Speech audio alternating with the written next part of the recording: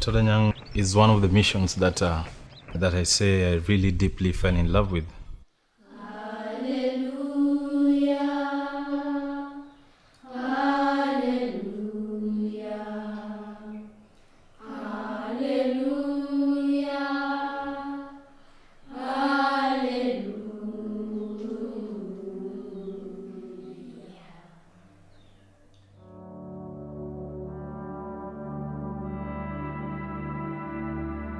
Todonyang is a name that echoes in this country as an area of very terrible conflict.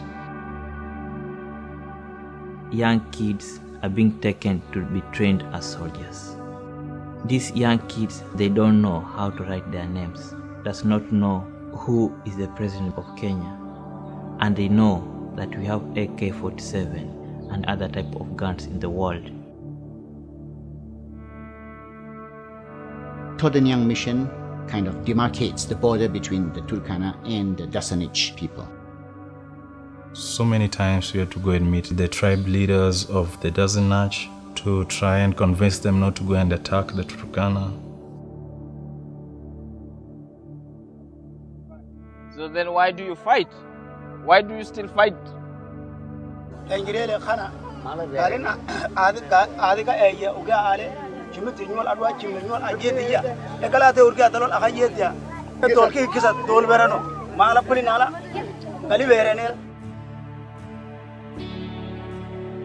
the beginning was a very difficult place. There was nothing there. There was no water, there was no any house, it was only the structure of the church. There was nobody around at the time when we started there, nobody, because everyone was scared to live there. But we went there by faith, thinking that we would be able to bring the communities together. It was in the interest of both communities, as they said to us, that they wanted to live in peace. So we initiated some peace talks, some development between them. And then when we had the blessing of the reconstructed church, we invited the Dasanich and the Turkana, and they came together to pray under the same roof. The Turkana and Dasanich started trading with each other. There was a thriving fishing community there. And we saw lives being transformed with the money. The fishermen started saving for the studies of their children. It happened that one day, the Dasanich, who was by the shores of the lake, enjoying the local brew, something got into him, and he took his gun and just shot at Turkana.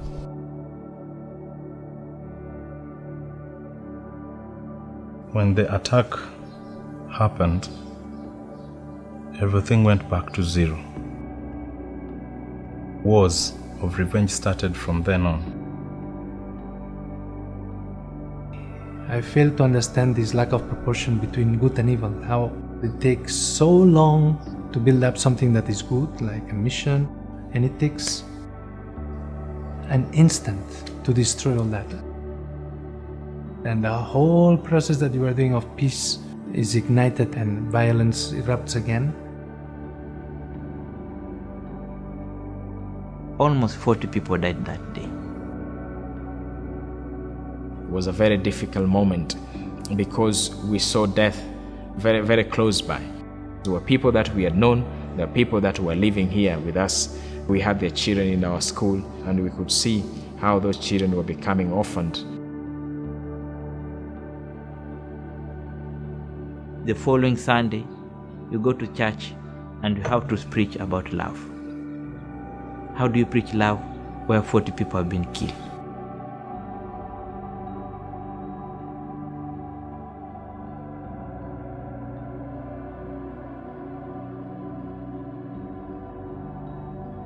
There's a lot of danger in Todonyang mission, especially if you try to work only with one community. It's a boil. I will send Anne, and she will be okay. Okay? This mission is not a neutral mission. I don't consider ourselves that we are neutral. We are not neutral because we do take sides. We take the side of Christ, the side of peace, the side of announcing the gospel. So the idea was to bring children from the both divide into a boarding facilities, to make them interact between themselves, to live the Christian faith, and to know that life is valuable. And that can only be done from a very early stages of our lives.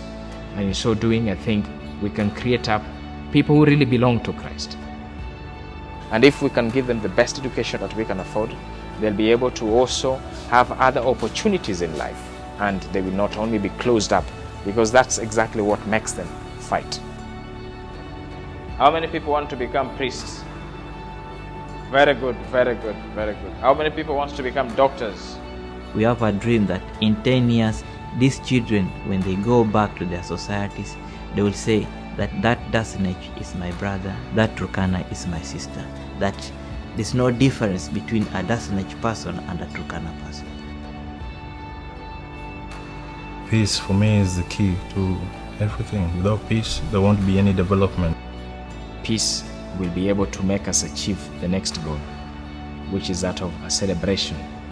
Living in peace, playing together, dancing together, that is what we need to aim at.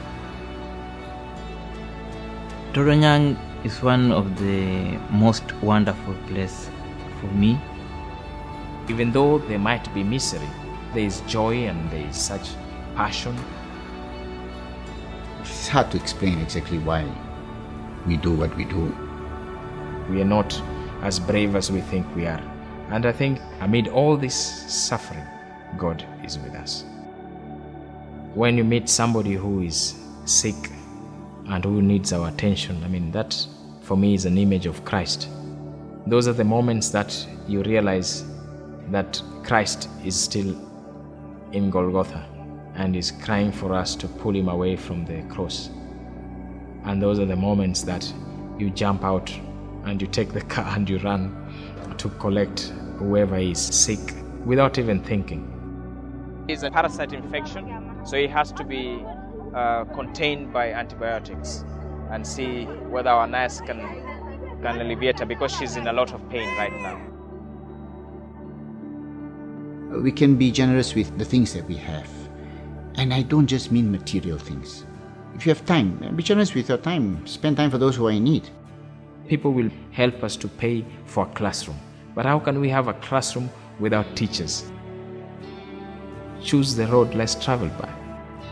It's the most noble thing that we can do, because it's to help the world become a better place, to bring Christ to the people, to make sure that Christ is heard and seen and felt in the most remote corners of the world as it is here.